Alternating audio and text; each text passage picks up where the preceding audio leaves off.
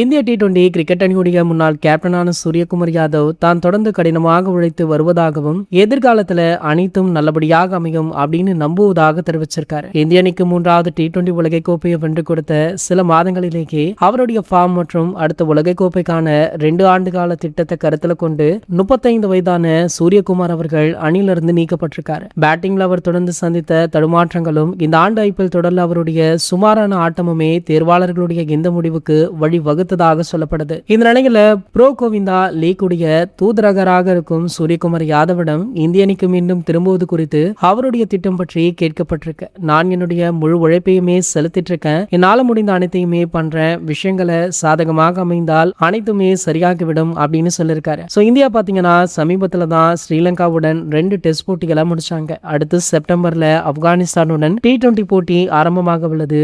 அதுல சூரியகுமார் யாதவ் அவர்கள் இடம்பெறுவாரா அப்படின்ற எதிர்பார்ப்புமே இருந்துட்டு இருக்கு. இந்த நிலையில இந்த போட்டிக்கான 15 பேர் கொண்ட பட்டியலை நாளை பிசிசிஐ அதிகாரப்பூர்வமாக வெளியிட இருக்காங்களா. பெரிதாக இதற்கு முன்னாடி டி20 விளையாடின ஸ்குவாடுக்கும் இதுக்கும் மாற்றங்கள் இருக்காது, 1 அல்லது 2 மாற்றங்கள் இருக்கலாம் அப்படின்னு கருதப்படுது. இது போன்ற செய்திகளை பத்தி நீங்க உடனே தெரிஞ்சுக்க நம்மளுடைய சேனலை மறக்காம சப்ஸ்கிரைப் பண்ணிக்கோங்க.